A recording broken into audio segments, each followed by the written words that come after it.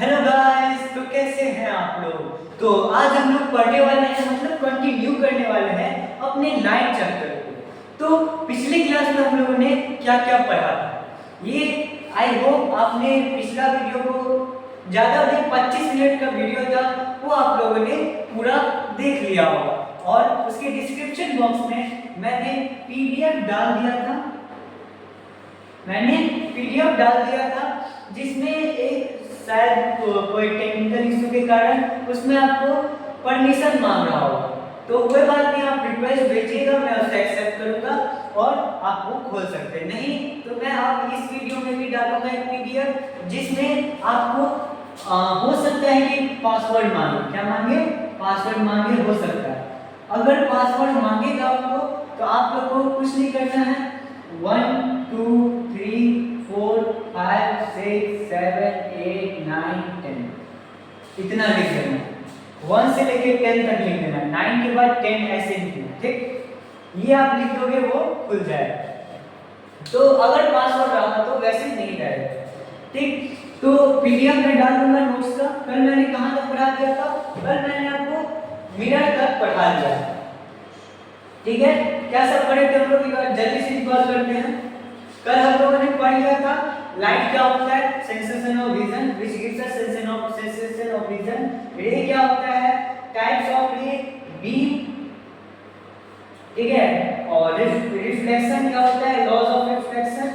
और angle of deviation, types of reflection, mirror, types of mirror, ये सब हम लोगों ने पढ़ लिया।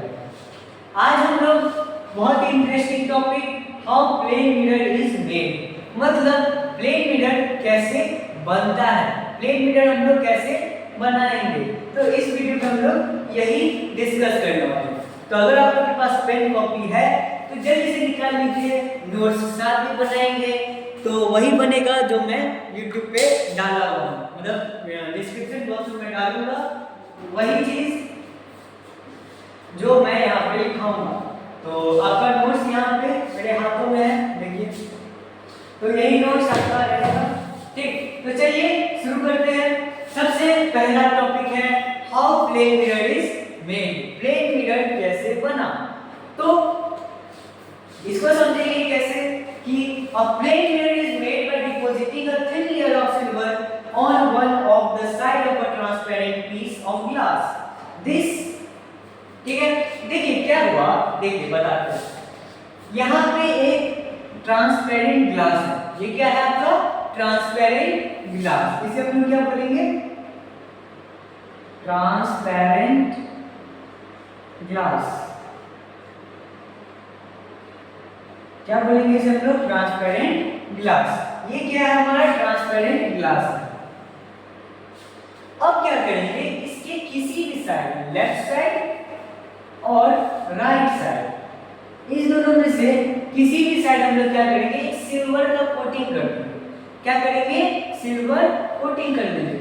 जल्दी से पेंट ब्रश ले आइए और इसको कोटिंग कर दिए। यहाँ पर लोग क्या किए, सिल्वर का कोटिंग कर दिए। अब यहाँ पे तो इसको लिखिए कैसे, अ प्लेन मिरर इज मेड, लिखिए अ plane mirror is made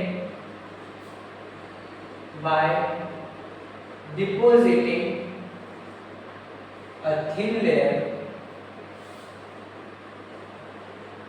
of silver in any of the side of a transparent sheet of glass. ठीक, इतना में कोई दिक्कत नहीं होना चाहिए। A plane mirror is made by depositing a thin layer of silver in any of the side of a transparent sheet of a glass. sheet तो अलग, piece of glass, piece of glass।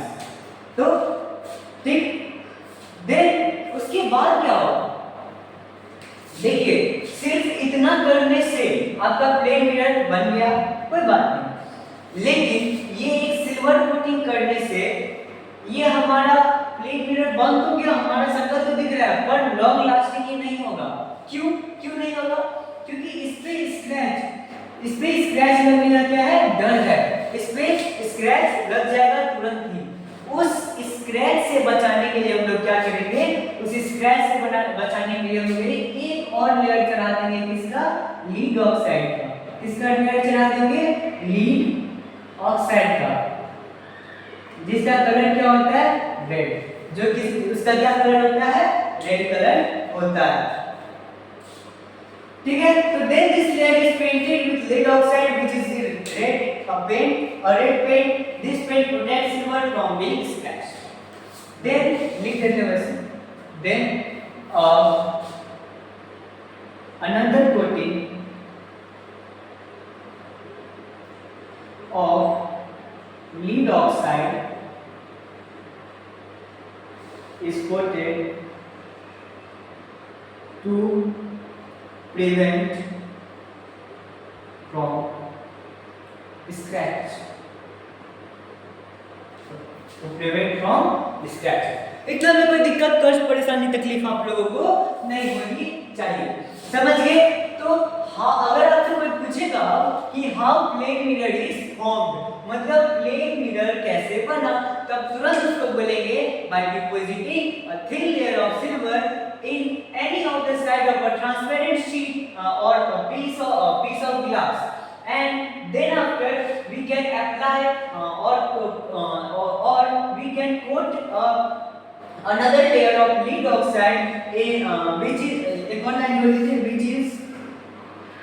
is red in color, is coated to prevent from scratches। अगर मान लीजिए आप इतना ही तक बोलते हैं तो टीचर को क्या होगा, एक मौका मिल जाएगा आपसे पूछने का, अच्छा बेटा बताओ, ठीक है, ये लीड ऑक्साइड जो है इसका पेंट हम लोग चढ़ाते क्यों है, सिल्वर का भी सिल्वर का भी कोट चढ़ाने के बाद तो हम लोग को अपना शक्ल दिख ही रहा है, तो ये हम क्यों चढ़ा रहे हैं? तो आप बोलिएगा सर इसलिए चढ़ा रहे हैं क्योंकि उससे हम लोग स्क्रैच से बच जाएंगे, उससे क्या होगा, स्क्रैच नहीं लगेगा। इतना में कोई दिक्कत, कष्ट, परेशानी, तकलीफ आपको नहीं होनी चाहिए। आप जल्दी से वीडियो पॉज करिए और इसको तुरंत से अपने कॉपी पे नोट डाउन कर लीजिए। उसके बाद हम लोग आगे बढ़ेंगे अपने अगले टॉपिक इमेज पर। आई होप आप लोगों ने वीडियो पॉज करके ये लिख लिया होगा। तब चलते हैं अगला टॉपिक इमेज पर।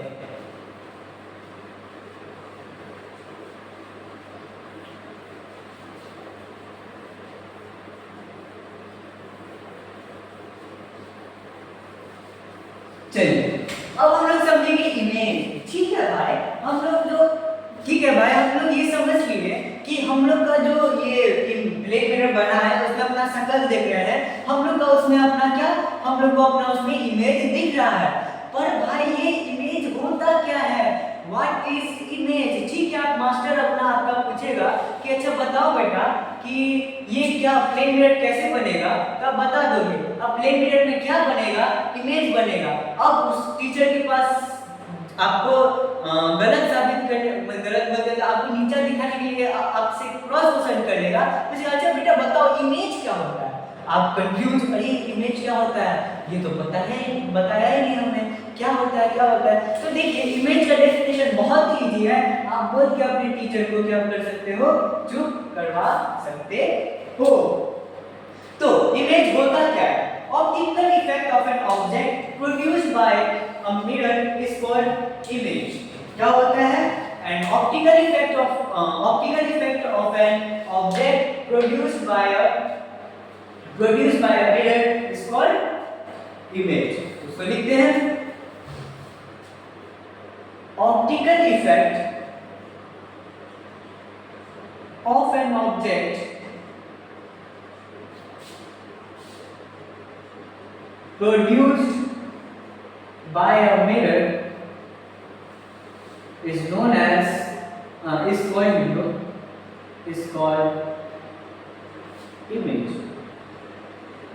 कोई दिक्कत इसमें आपको नहीं होनी चाहिए। Optical effect of an object produced by a mirror is called image. इसे हम लोग क्या बोलते हैं, इमेज बोलते हैं। इतना मेरे को कोई कष्ट तकलीफ परेशानी नहीं होनी चाहिए। ठीक है,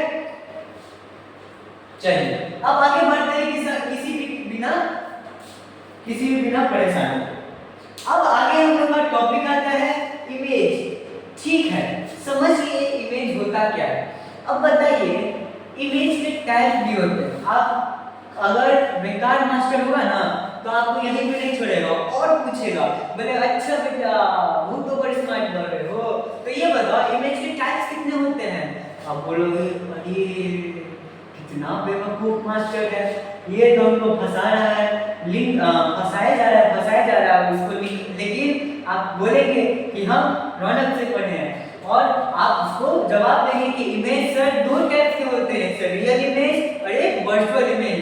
तो आप उसे बताएंगे sir image are of two type. How many types? Two type. कौन सा इमेज होता है आप लोग का? दो टाइप का, एक रियल इमेज और एक वर्चुअल इमेज। कितने टाइप्स होते हैं? दो टाइप्स के, real image and virtual image. अच्छा अब देखो आप कितना बोलोगे तो बोलेगा अच्छा बताओ रियल इमेज क्या होता है। फिर परेशान कि भाई रियल इमेज क्या होता है। रियल इमेज बहुत ही आसान है, देखिए कॉन्सेप्ट समझिए। ये आपका ऑब्जेक्ट है, अब मान लीजिए इस ऑब्जेक्ट से तो बहुत सारी रेज जा रही है, बहुत सारी रेज निकल रही है, तो इसमें से हम लोग को दो ही इमेज फॉर्मेशन बताएंगे। उससे पहले समझिए कि इमेज फॉर्मेशन के हम लोग को डायग्राम बनाने के लिए दो ही रे का काम होता है।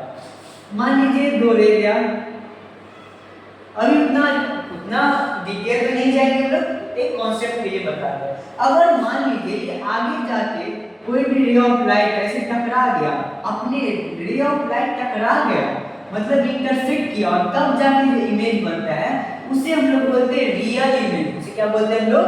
Real image. अगर यही ऑब्जेक्ट से लाइट जाता, ठीक है, पर ये रियल में नहीं मिलके इसको हम लोग को पीछे एक्सटेंड करना पड़ता और तब जाके ये मिलता। मतलब मान लीजिए अभी तो सही डायग्राम नहीं है, मान लीजिए इसको डॉटेड लाइन से इमेजिनरी लाइन से इसको एक्सटेंड करते तब जाके मिलता, तब जो इमेज बनता उस इमेज को हम लोग क्या बोलते हैं? वर्चुअल इमेज बोलते हैं। क्या बोलते हैं? वर्चुअल इमेज बोलते हैं। अब इसको लिखेंगे कैसे भाई? तो हाँ इसे लिखेंगे कैसे? चलिए लिख के देख लेते हैं कैसे लिखेंगे। बहुत ही इजी है, फिजिक्स से इजी कुछ नहीं है दुनिया में। ठीक है, तो फिजिक्स मान लीजिए एक हलवा है, ठीक, हलवा है, हलवा सीधा ऐसे चम्मच में लो और खा लो, कितना इजी है। तो देखिए रियल इमेज क्या होता है? रियल इमेज क्या होता है? Image formed by actual intersection of light rays are considered as real image। समझ गए क्या बोले? Image formed by actual intersection of light rays after reflection जोड़िए, नहीं जोड़िए कोई दिक्कत नहीं है। आर कॉल्ड नहीं आफ्टर रिफ्लेक्शन जोड़िए, intersection of light rays after reflection, उसे हम लोग क्या बोलेंगे? उसे हम लोग बोलेंगे रियल इमेज। समझ गए? कोई दिक्कत नहीं होनी चाहिए। अब देखिए अगर मान लीजिए एग्जामिनेशन में आ गया आपका 3 नंबर का, अब आप बोलोगे 3 नंबर का क्वेश्चन आ गया, हमको तो बस इतना ही पता है एक्चुअल। देखिए 3 नंबर का आएगा तो जब आप इमेज फॉर्मेशन पढ़िएगा ना तो उसमें देखिएगा ज्यादातर आप लिखेंगे रियल के साथ इन्वर्टेड। मतलब अगर रियल इमेज बन रहा है एक्चुअल इंटरसेक्शन के साथ, तो अगर मान लो ऑब्जेक्ट ऐसा है तो इंटरसेक्ट करने के बाद ऑब्जेक्ट कैसा बनेगा? इन्वर्टेड बनेगा। कैसा बनेगा? इन्वर्टेड, मतलब नीचे की तरफ ऑब्जेक्ट आपका बनेगा। तो इसमें आपको कोई दिक्कत, कष्ट, परेशानी, तकलीफ नहीं होगी। तो इसे ही हम लोग बोलेंगे रियल। तो रियल के साथ हम लोग क्या जोड़ देंगे? इन्वर्टेड जोड़ देंगे। ठीक है, तो इतना में कोई दिक्कत, कष्ट, परेशानी, तकलीफ नहीं है। इसको जल्दी से अपने कॉपी में नोट डाउन कर लीजिए। हाँ तो नोट कर लिए, ठीक है। अब देखिए हाँ ये जो इन्वर्टेड हुआ तो आप इसको लिख सकते हैं it is real image is always inverted, it is always inverted, ये हमेशा इन्वर्टेड होता है। दूसरा, ये हमेशा मिरर के बिफोर मतलब मिरर से पहले ही बनेगा, रियल इमेज हमेशा मिरर से बिफोर बनेगा। Real image is formed before the mirror, ये हमेशा क्या होगा, मिरर के पहले ही बनेगा, ठीक है। अब रियल इमेज को हम लोग स्क्रीन पे ला सकते हैं, ये आपको पता है, रियल इमेज को हम लोग स्क्रीन पे ऑब्टेन कर सकते हैं, मतलब ये स्क्रीन है, इस स्क्रीन पे हम लोग रियल इमेज को ऑब्टेन कर सकते हैं। क्या कर सकते हैं हम लोग, इसको रियल इमेज को स्क्रीन पे ऑब्टेन कर सकते हैं, ठीक। इसको हम लोग क्या कर सकते हैं, स्क्रीन पे ऑब्टेन कर सकते हैं। It can be obtain on, इसे हम लोग स्क्रीन पे ऑब्टेन कर सकते हैं। कोई दिक्कत, कष्ट, परेशानी, तकलीफ नहीं होनी चाहिए, ठीक है। समझ गए रियल इमेज क्या होता है। एक बार फिर से इसको हम लोग रन थ्रू करते हैं। देखिए, image formed by actual intersection of light rays after reflection are considered as real image. वह इमेज जो actual intersection of light rays से बनता है उसे हम लोग क्या बोलते हैं, उसे हम लोग बोलते हैं रियल इमेज। अगर मान लीजिए आर कंसीडर्ड एज के बदले आप ये भी लिख सकते हैं, मतलब आपको दिखाना है अपना एग्जाम बोर्ड एग्जामिनेशन में ना आपको क्या होता है, अपना प्रेजेंटेशन होता है। आप मतलब आपका हैंड राइटिंग अच्छा होना चाहिए, मतलब मेरे जैसा नहीं, मेरा तो बहुत बेकार है। आपका हैंड राइटिंग बहुत अच्छा होना चाहिए, नीट एंड क्लीन होना चाहिए, इम्पोर्टेंट मतलब वर्ड आप ऐसा यूज करो कि टीचर की जगह जाए, माय गॉड कितना बढ़िया वर्ड यूज किया। तो कंसीडर की जगह आप पॉइंट लिख दो, और पॉइंट की जगह टर्म लिख दो, कुछ भी आप यहाँ पे जोड़ सकते हो, टर्म एज रियल इमेज। और या फिर आपको नहीं इतना करना है तब सीधा लिख सकते हो or word as real image, ठीक। समझ गए, कोई दिक्कत नहीं है। ये हमेशा इन्वर्टेड होता है, रियल ये जो है हमेशा मिरर के इस तरह से बनेगा, और इट कैन बी ऑब्टेन्ड, और इसको स्क्रीन पे ऑब्टेन किया जा सकता है, ठीक है। चलिए अब आगे चलते हैं वर्चुअल इमेज की खेला पे, जल्दी से नोट डाउन कर लीजिए, करिए। चलिए अब आगे चलते हैं वर्चुअल इमेज।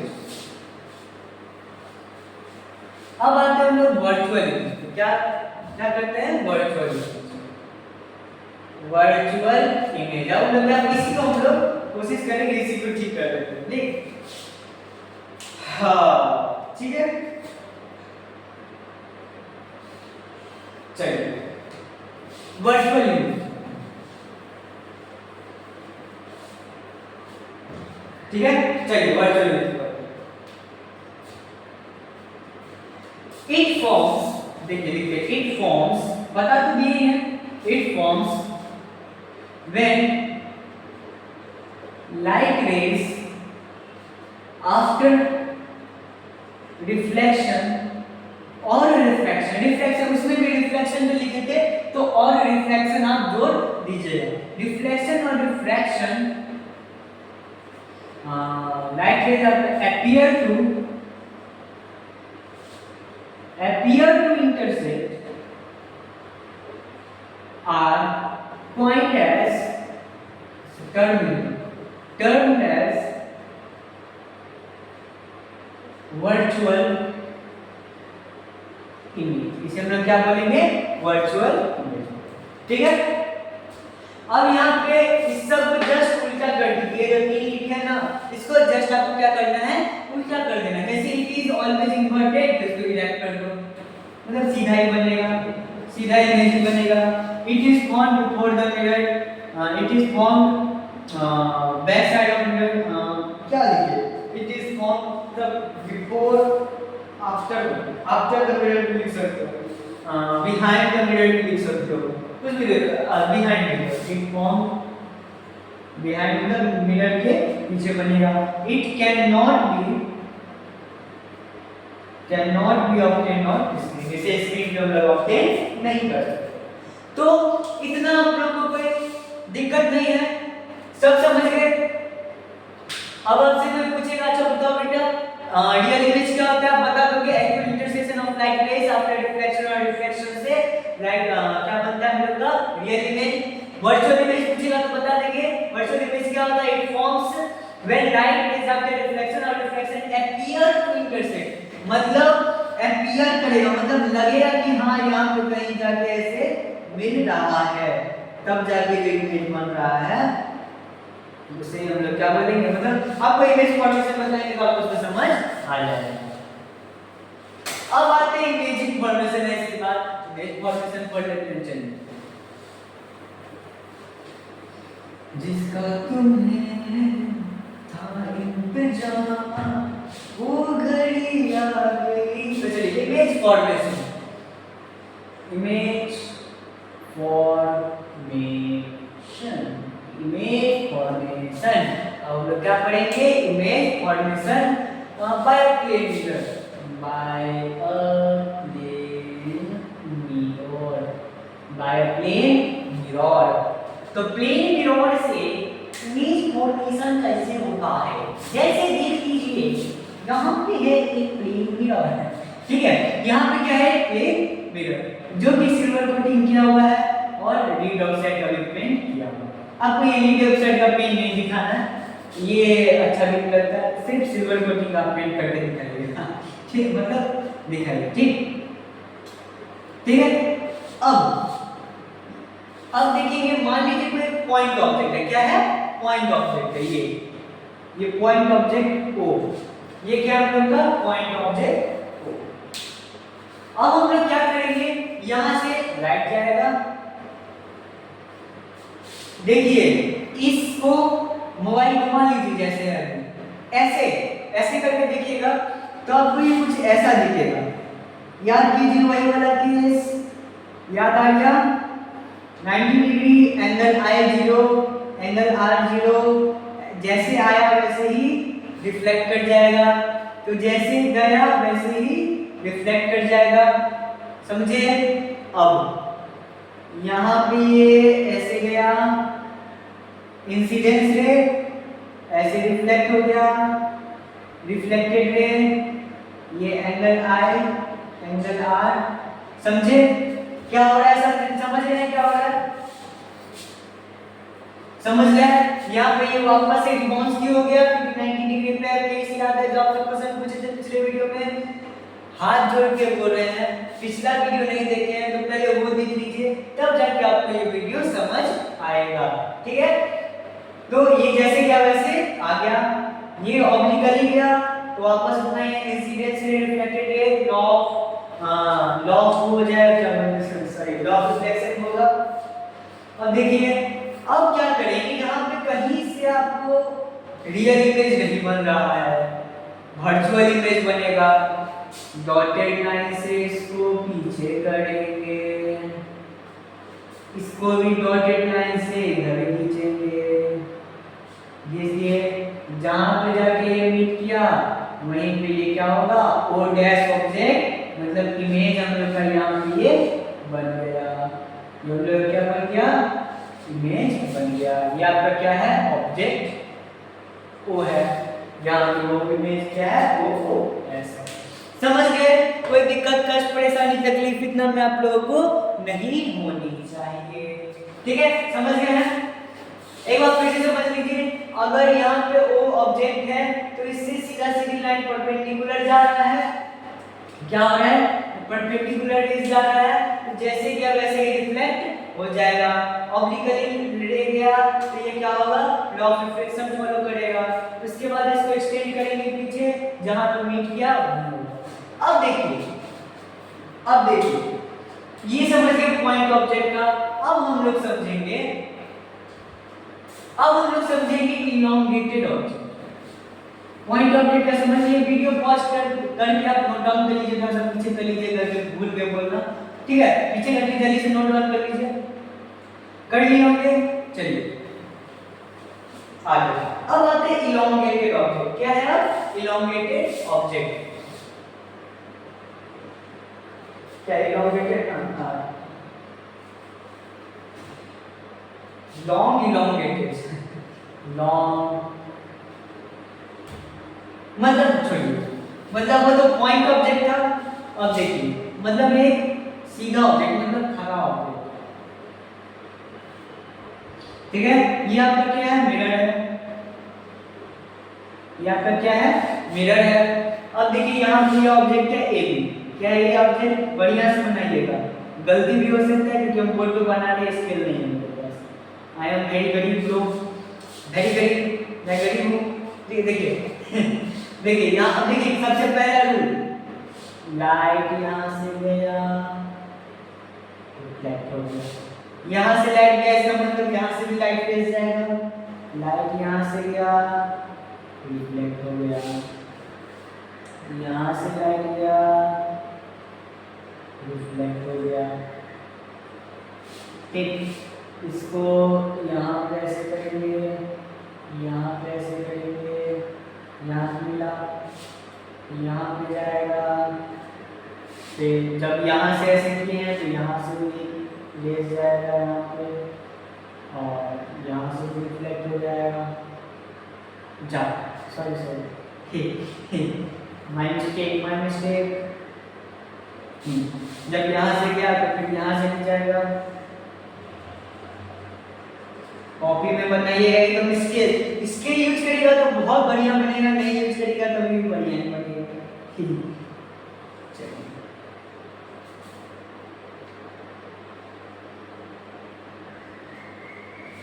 ठीक है।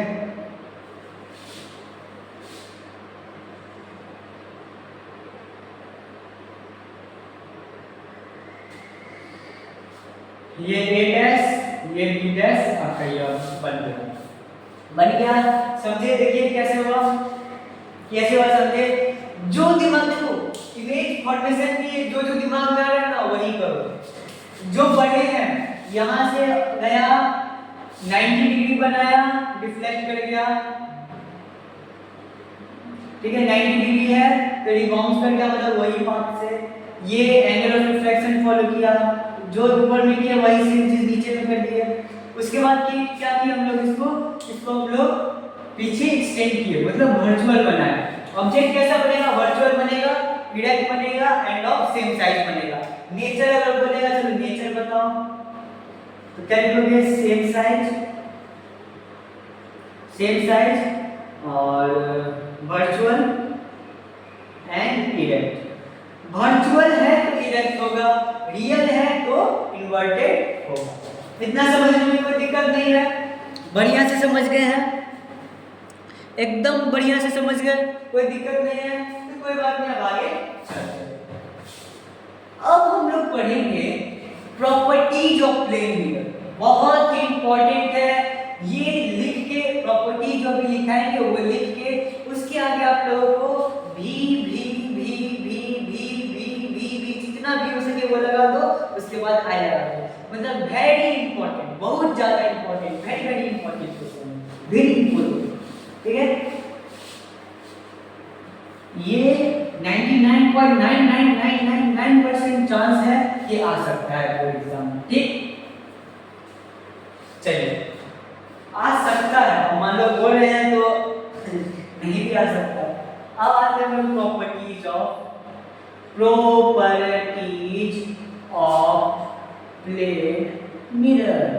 कौन कौन से प्रॉपर्टीज हैं plane mirror form of, properties of plane mirror का property, sorry properties of image का properties of image formed by plane mirror. अब सब कमेंट बॉक्स में गड़ियाना शुरू कर दिए होंगे कि अरे गलती पढ़ा रहा है मास्टर गलती पढ़ा रहा है, प्रॉपर्टीज ऑफ प्लेन मिरर बोल के प्रॉपर्टीज ऑफ इमेज पढ़ा रहा है, ये बहुत ही गद्दार आदमी है, इससे नहीं पढ़ो, ये तुमको गलत पढ़ा रहा है। अरे भाई गलती हो गई, सॉरी ठीक है। Properties of image formed by plane mirror, ठीक है। देखिए क्या क्या प्रॉपर्टीज है इमेज, पहले प्लेन मिरर में बता दिए इमेज हमेशा वर्चुअल बनेगा क्योंकि इसको एक्सटेंड करे, अपीयर टू मीट कर रहा है, image formed is erect and virtual and erect कैसे लिखिए। b ऑब्जेक्ट डिस्टेंस सेम होगा, डिस्टेंस हमेशा सेम होगा, ऑब्जेक्ट डिस्टेंस इज इक्वल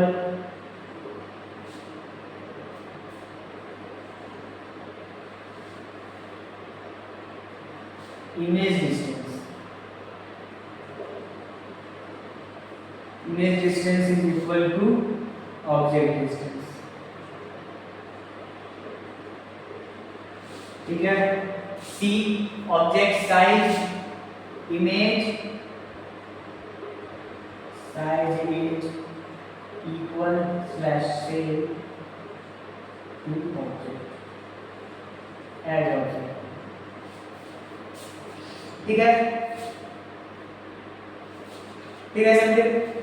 और एक बहुत ही इंपॉर्टेंट, मतलब ये तो VBI है ही, और इस VBI में एक और VBI पॉइंट है।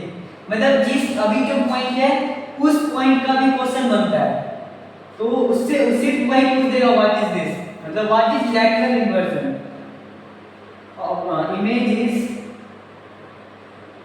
Image is laterally inverted. अब आ जाओ कि भाई अब ये लैटरली इन्वर्टेड क्या होता है, क्या होता है लैटरली इन्वर्टेड, क्या होता है देखिए। अगर आप ये नोटिस रियल लाइफ से इसको जोड़िए, कनेक्ट करिए, इसको क्या करिए, कनेक्ट करिए, इसको कनेक्ट करिए रियल लाइफ से। देखिए ये आपका है मिरर। आप अगर मिरर के सामने कुछ लिख के लेके जाओगे, जैसे मान लो रेड लिख के गए, क्या लिख के गए, रेड, सीधा लिख के गए, इमेज में उल्टा दिख गया, इमेज में हमको भाई ऐसा दिख रहा है, इसी को हम लोग लैटरल इन्वर्जन बोलेंगे। यही क्या हो गया, लैटरल इन्वर्जन हो गया। लेफ्ट का राइट, राइट का लेफ्ट, मतलब आप उसमें लेफ्ट हाथ उठाओगे तो राइट हाथ उठेगा, राइट उठाओगे तो लेफ्ट उठेगा। इसे हम लोग क्या बोलते हैं, लैटरल इन्वर्जन। इसे हम लोग क्या बोलते हैं, लैटरल इन्वर्जन। ठीक है, इसे हम लोग क्या बोलेंगे, lateral inversion. Sideways inversion of image of an object due to which left of an object appears as right of an image and right of an object appears as the left of an object। ये जैसे बताया वही है। ठीक है, इसी को हम लोग क्या बोलते हैं, लैटरली इन्वर्जन। लैटरल इन्वर्जन इसे हम लोग 2 सेकंड का टाइम में वीडियो पॉज करें और जल्दी से इसको नोट डाउन कर ले अपने कॉपी, किताब या बुक में, जहां आप लिखना चाहे वहां पे आप इसको लिख सकते हैं। दिख रहा है? चल अब आते हैं हम लोग आगे। अब हम लोग क्या करेंगे, अब हम लोग पढ़ेंगे आगे, अब हम लोग पढ़ेंगे आगे। Oh sorry for the inconvenience, sorry for the inconvenience, थोड़ा सा लाइट चला गया तो कोई बात नहीं, हम लोग कंटिन्यू रखेंगे। ठीक है, चलिए अब आगे बढ़ते हैं कि बिना किसी देरी के। चलिए अब आगे हम लोग क्या पढ़ेंगे। अब देखिए आपको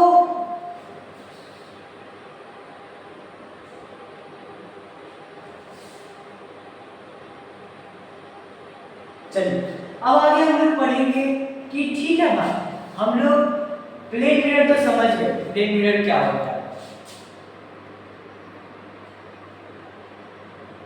हाँ ठीक है, अगर ये तो समझ गए प्लेन मिरर क्या होता है।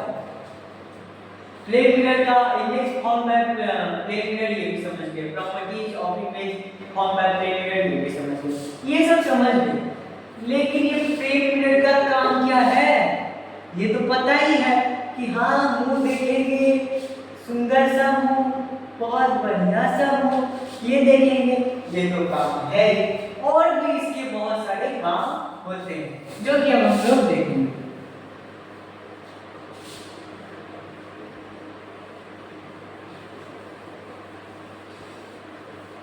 ये देखो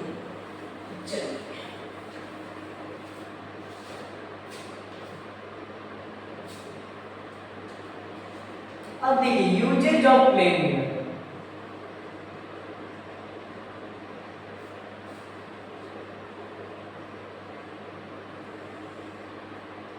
ए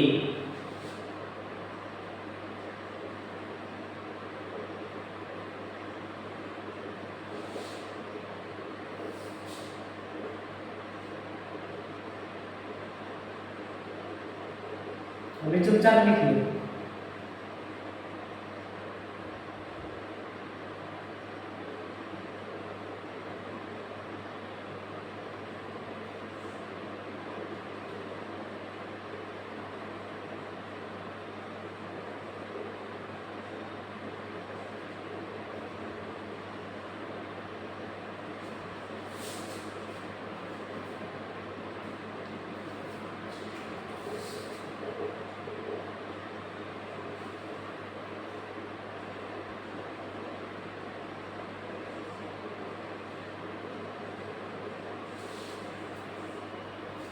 हाँ अब देखिए it is used in periscope, it is used in kaleidoscope, it is used in lighters and it is used in dressing.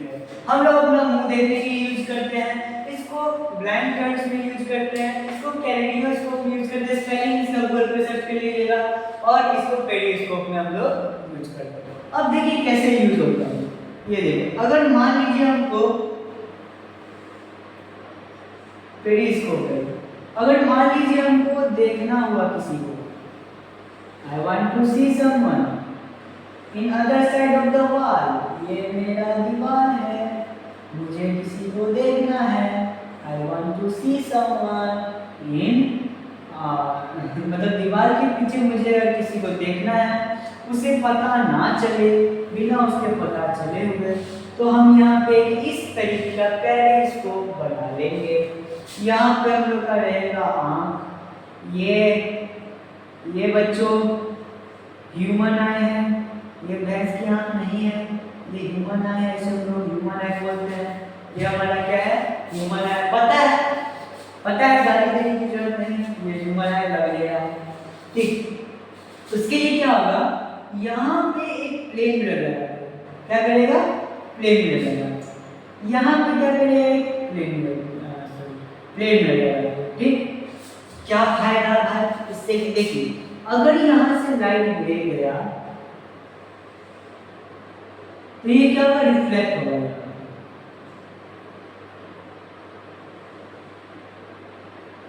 Reflect यहाँ पे हुआ, यहाँ से फिर ऐसे गया, यहाँ से फिर ऐसे गया, और यहाँ पे जो हो रहा है कारनामा वो हमें क्या होगा, दिख जाएगा। यहाँ पे जो कारनामा हो रहा है वो क्या होगा, हमें दिख जाएगा, जो भी कारनामा होगा, यहाँ पे जो भी कारनामा हो रहा है हमें वो दिख जाएगा, ठीक है। इसको हटा देते हैं, यहाँ पे जो भी हो रहा है हमें वो दिख जाएगा, ठीक है। क्यों, क्योंकि लाइट हम लोग को तो क्या चाहिए, कोई भी चीज देखने की हम लोग को आँख में क्या घुसना चाहिए, लाइट घुसना चाहिए, तो लाइट में यहाँ पर हम लोग को आ रहा है, लाइट आ रहा है तो हम लोग को ये दिख रहा है, ठीक है। तो यही हो गया पेरिस्कोप, इसी को हम लोग पेरिस्कोप पे यूज करते हैं, पेरिस्कोप, ठीक है। चलिए आगे बढ़ते हैं, स्फेरिकल मिरर। इतनी चीजें तो बहुत ही आसान थी, आगे आने वाली चीजें भी बहुत ही आसान हैं। अब हम लोग शुरू करेंगे कहाँ से, स्फेरिकल मिरर से। कहाँ से, स्फेरिकल। हम लोग दो टाइप के मिरर पढ़े थे, plane mirror and spherical mirror. तो उसमें से हम लोग प्लेन मिरर का कॉन्सेप्ट बढ़िया से जड़ से उसको निकाल के उखाड़ के फेंक दिए हैं। अब हम लोग क्या पढ़ेंगे, अब हम लोग पढ़ेंगे प्लेन मिरर। क्या पढ़ेंगे, प्लेन मिरर। तो हम लोग पढ़ेंगे, सॉरी फिर से गलती हो गई, सॉरी। अब हम लोग पढ़ेंगे स्फेरिकल मिरर, स्फेरिकल मिरर। चल, जिसका तुम्हें था इंतजार, दूसरी बार ये गा रहे हैं, वो गई आ गई। हाँ, अरे कमेंट बॉक्स में लिख दिया होगा, नहीं गाया करो, बहुत ही गंदा गाते हो।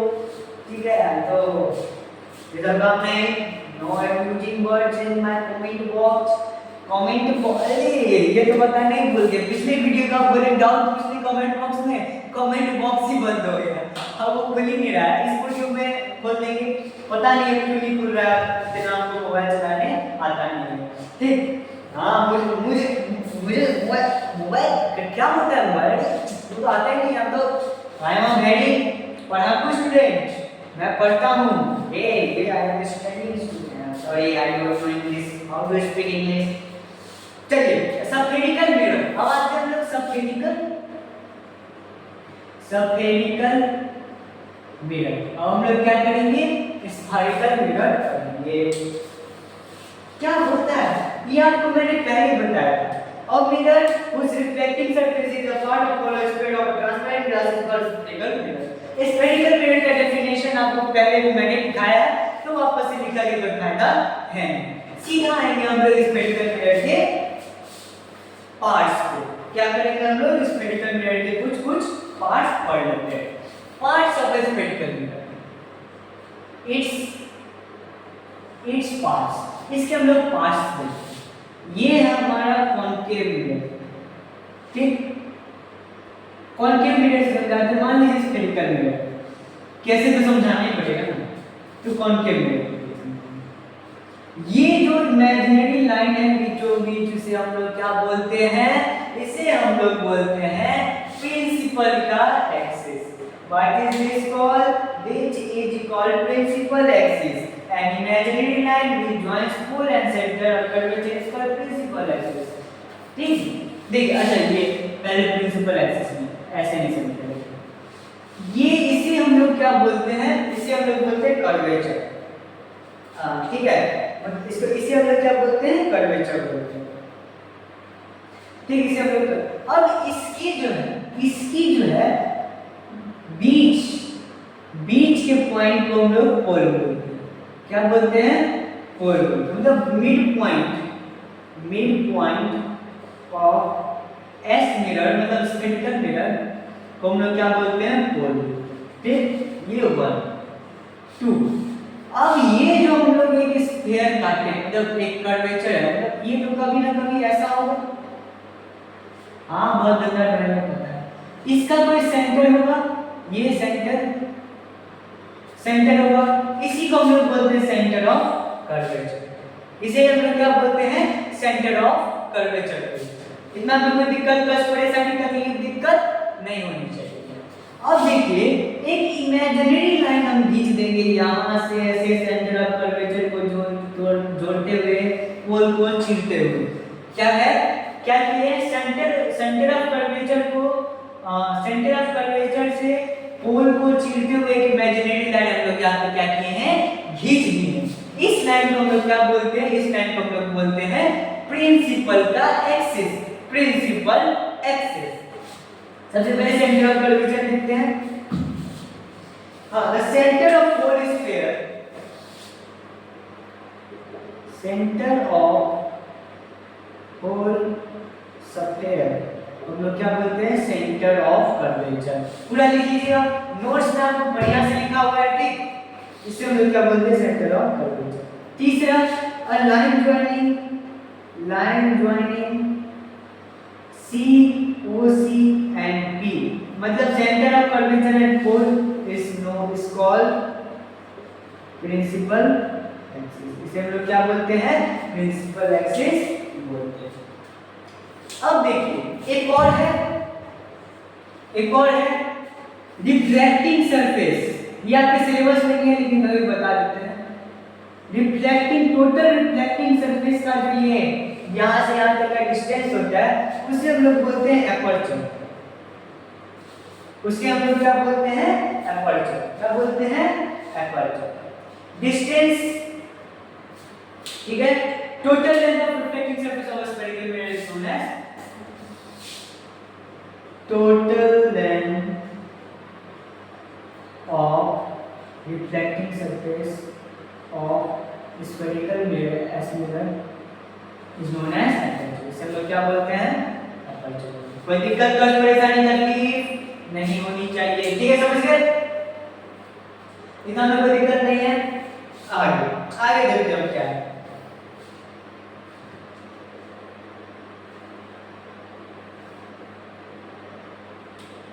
ठीक है, अब देखिए, अब एक और चीज देखते हैं।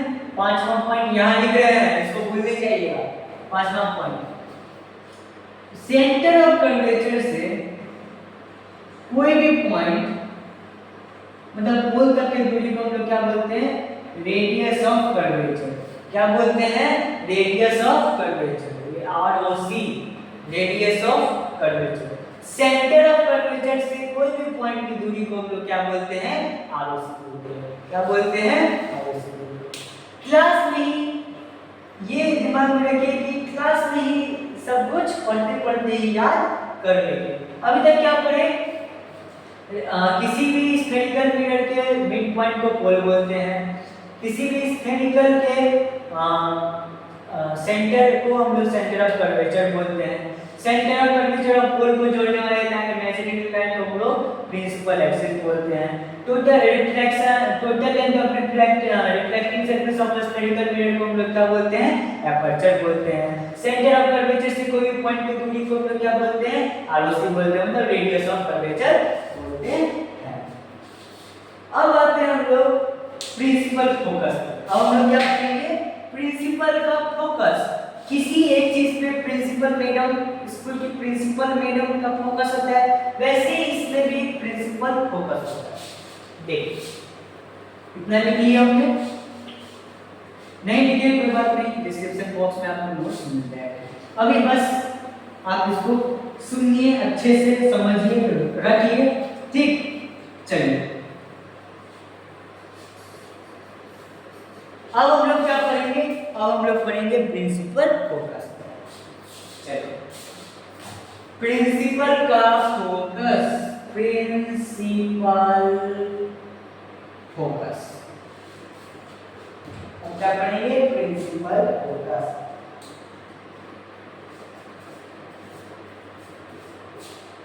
और ये प्रिंसिपल फोकस होता है, प्रिंसिपल फोकस ऑफ कॉन्केव और कॉन्वेक्स मिरर का बस यही एक चीज है जो अलग होता है। यही एक चीज है जो प्रिंसिपल फोकस और principal focus of concave mirror और principal focus of convex mirror अलग है। तो अभी पहले हम लोग समझते हैं concave mirror. Principal focus of a concave mirror is when a ray coming parallel to principal axis reflects at a point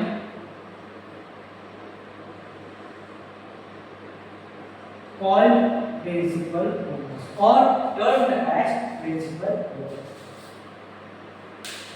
principal focus एक ऐसा पॉइंट है, प्रिंसिपल फोकस एक ऐसा पॉइंट है प्रिंसिपल एक्सिस पर जब एक पैरेलल रेज आता है कॉन्केव मिरर के रिफ्लेक्टिंग सरफेस पर और रिफ्लेक्ट करता है एक पॉइंट पर, उस पॉइंट को हम लोग क्या बोलते हैं? प्रिंसिपल फोकस बोलते हैं। समझ गए? कोई दिक्कत, कष्ट, परेशानी, तकलीफ नहीं? अब देखिए, ये पोल है हम लोग का, जैसे कि पहले पढ़े, ये सेंटर ऑफ कर्वेचर। अब सर ये तो समझ गए सेंटर और इसका दूरी हम लोग को क्या है? आरओसी है, रेडियस ऑफ कर्वेचर। फोकस और पोल का भी तो कुछ दूरी का नाम होगा। यस, उसको हम लोग बोलेंगे एफ। एफ मतलब फोकल लेंथ, इसको बोलेंगे फोकल लेंथ। देखिए, फोकस को हम लोग रिप्रेजेंट करते हैं कैपिटल एफ से, बहुत ही इंपॉर्टेंट है। और फोकल लेंथ को हम लोग डिनोट करते हैं स्मॉल एफ से। अब आपका मास्टर अगर बेवकूफ होगा और गद्दार आदमी होगा और क्या है पर्याप्त से अगर उस मास्टर को दुश्मनी होगा तो आपको कहेगा आओ बचाओ जल्दी आओ मेरे पास, हो चलिए भूख पड़ लिया है। तुम बताओ फोकस को कैसे डिनोट करेंगे और फोकल लेंथ को डिनोट कैसे करेंगे?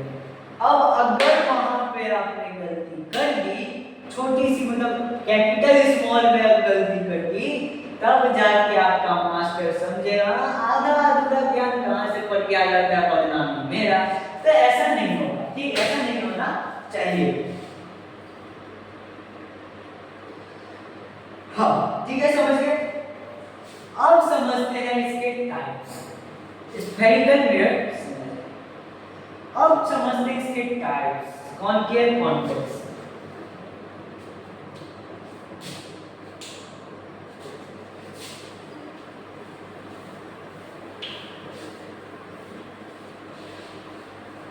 अब समझते हैं इसके टाइप्स।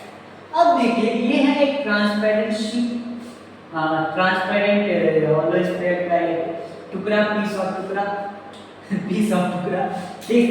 तो अब इसमें क्या होगा, इसमें अगर किसी भी स्फेरिकल मिरर में, स्फेरिकल ग्लास में उसका अगर बेंट आउट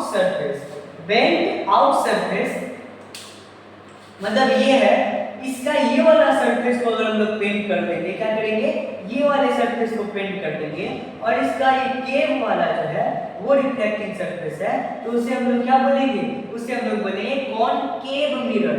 क्या बोलेंगे, केव मिरर। नाम से ही देखिए, अगर केव लाइक, ये केव जो बना हुआ है केव, ये केव जो है इसका रिफ्लेक्टिंग सरफेस है, तो जाके इसे क्या नाम हो जाएगा, कॉनकेव मिरर। इसी का जस्ट उल्टा कॉन्वेक्स मिरर होता है। अगर इसका बेंट आउट मतलब बल्ज आउट सरफेस है, रिफ्लेक्टिंग सरफेस है, और अंदर वाला सरफेस जो है वो पेंटेड है, तो उसे हम लोग क्या बोलेंगे, कॉन्वेक्स मिरर। क्या बोलेंगे उसे हम लोग, कॉन्वेक्स मिरर। समझ गए इतना? कोई दिक्कत, कष्ट, परेशानी, तकलीफ नहीं होनी चाहिए।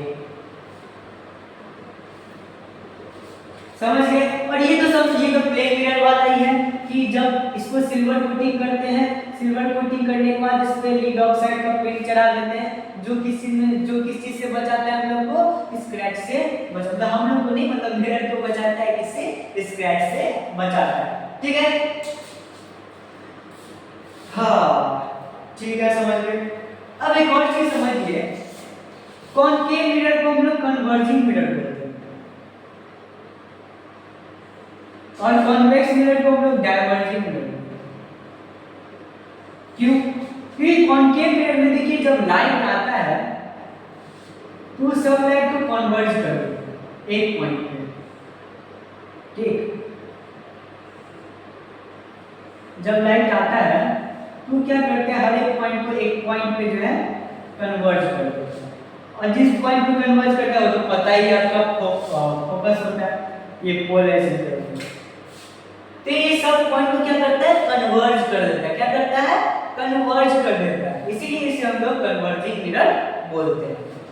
कॉन्वेक्स मिरर में वही उल्टा है, लाइट आया डाइवर्ज कर दिया, लाइट आया डाइवर्ज कर दिया, लाइट आया डाइवर्ज कर दिया, लाइट आया डाइवर्ज कर दिया। इतना समझ गए? कोई दिक्कत, कष्ट, परेशानी, तकलीफ आपको नहीं होनी चाहिए। समझ गए? बहुत बढ़िया, बहुत अच्छे से समझ गए प्यारे प्यारे बच्चे, भोले भाले बच्चे, सब समझ गए, अच्छे से समझ गए। अब चलते हम लोग आगे। नहीं समझे हैं, पीछे करके वीडियो को एक बार फिर से देखिए, तभी भी ना समझ आए तो कमेंट बॉक्स में आप हमको लिख दीजिए, आपको जो कॉन्सेप्ट, जो टॉपिक ना समझ आए बता दीजिए, हम एक शॉर्ट वीडियोस पे डाल देंगे, ठीक।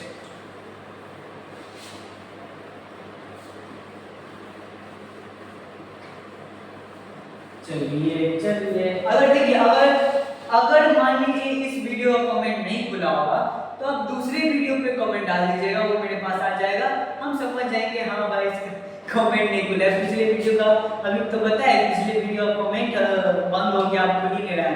इस वीडियो का कमेंट हम खोलने का प्रयास करेंगे।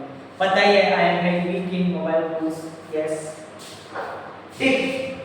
चलिए, principal focus of a convex mirror is a point on its principal axis from where light rays initially parallel to principal axis appear to diverge after reflection from mirror। उसमें था कि मीट करता है, कॉन्वेक्स मिरर में है appear to diverge,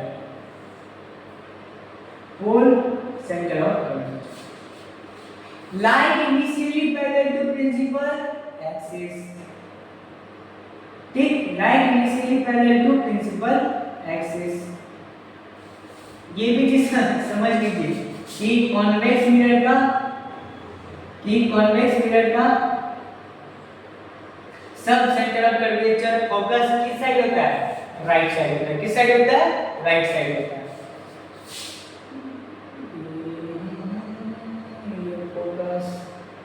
appear to मतलब लगेगा कि हाँ भाई मिरर के अंदर से लाइट आ रहा है। क्या लगेगा? कि मिरर के अंदर से लाइट आ रहा है, एरोप्लेन जैसे। मतलब लगेगा कि हाँ ये मिरर ऐसे अंदर से लाइट आ रहा है। वो आप देख लीजिएगा, ये कॉन्वेक्स मिरर है। Parallel to initially parallel principal axis, divergence appear to come from focus, principal focus. समझ गए? समझ गए? कोई दिक्कत, कष्ट, परेशानी, तकलीफ इतना में आपको नहीं होनी चाहिए। कोई दिक्कत नहीं होगी, कभी जिंदगी में नहीं होगी, पक्का 100%।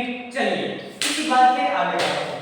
अब कुछ नहीं है, कॉनकेव कॉन्वेक्स मिरर का जो है ना इमेज फॉर्मेशन पढ़ना है। क्या पढ़ना है? Image formation. But image formation पढ़ने से पहले हम लोग को उसका कुछ रूल पढ़ना होगा। क्या करना होगा? हर चीज के रूल होते हैं, जैसे लॉ होते हैं वैसे रूल होते हैं। जैसे स्कूल में आपके रूल है जो आप कभी फॉलो नहीं करते, लेकिन लाइफ वाले केस में इसे फॉलो करनी पड़ती है। ठीक है? Rule for image formation. Rule for image formation. Image formation के लिए क्या रूल लागू होते हैं?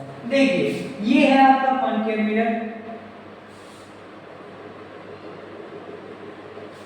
Rule for image formation in concave mirror. इस दोनों का अलग अलग है। ऐसे कॉनकेव मिरर दिख रहा है ना, बोर्ड दिख रहा है, ऐसे हम चेक कर लेते हैं। I am checking it. Yes, you are visible and चलिए देखिए रूल क्या है?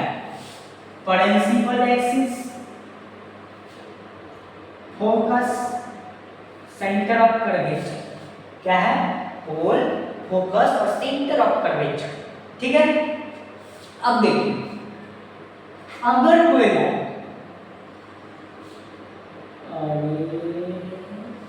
अगर कोई लाइन पैरेलल आ रहा है, क्या कर रहा है? पैरेलल आ रहा है प्रिंसिपल एक्सिस के, तब क्या होगा? ये ऐसे करके ऐसे फोकस से गुजरेगा। 100% है। प्रिंसिपल एक्सिस के पैरेलल आएगा तो फोकस से गुजरेगा। रूल 1 हिंदी में लिखेंगे। रूल 1 ये क्या है? पहला रूल कि जब प्रिंसिपल एक्सिस के पैरेलल कोई लाइन ले आएगा तो फोकस से पास करेगा। अगर अब रूल 2 जो है, ये रूल 1 समझ गए? जब इसका अच्छे से मतलब लिखा हुआ है, मतलब जैसे लिखना चाहिए वैसे लिखा हुआ है नोट्स में, आप नोट्स में पढ़ सकते हैं। हम समझाने की पर्पस से भी समझा रहे हैं। ठीक? तो ये रूल 1 हो। अब रूल 2 क्या कहता है? अगर कोई रे ऑफ लाइट, इसी का जस्ट उल्टा है रूल 2। रे ऑफ लाइट अगर फोकस से आ रही है तो प्रिंसिपल एक्सिस के पैरेलल हो जाएगी। अगर कोई रे ऑफ लाइट फोकस से आ रही है तो प्रिंसिपल एक्सिस के पैरेलल हो जाएगी। समझ गए? कोई दिक्कत का परेशानी तकलीफ नहीं। फोकस से आ रही है प्रिंसिपल एक्सिस के पैरेलल, प्रिंसिपल एक्सिस के पैरेलल आ रही है तो फोकस से पास। चलिए रूल नंबर 3 जल्दी से, बस ये रूल पढ़ के एंड करेंगे। रूल 3 क्या कहती है? Pole, focus, centre. अगर सेंटर ऑफ कर्वेचर से कोई लाइट जा रही है, अगर सेंटर ऑफ कर्वेचर से कोई लाइट जा रही है तो क्या हो जाएगी? रिबाउंस हो जाएगी। क्यों? क्योंकि ये देख रहे हैं यहाँ पे इतना दूरी, इस पे जो है ये परपेंडिकुलर हो गई। क्या हो गई? परपेंडिकुलर हो गई। परपेंडिकुलर हो गई तो इसका क्या मतलब? रिबाउंस, वो क्या होगी? रिबाउंस कर जाएगी। ठीक है? ये हो गया आपका रूल नंबर 3। अब आते हैं रूल नंबर 4। अब आते हैं रूल नंबर 4 हिंदी में। Rule number 4 focus. अब आते हैं रूल नंबर 4। रूल नंबर 4 क्या कहती है? अगर कोई लाइट पोल पे आ गई, क्या हो गई? पोल पे आ गई तो वो लॉ ऑफ रिफ्लेक्शन फॉलो करेगी। क्या करेगी? लॉ ऑफ रिफ्लेक्शन फॉलो करेगी। समझे?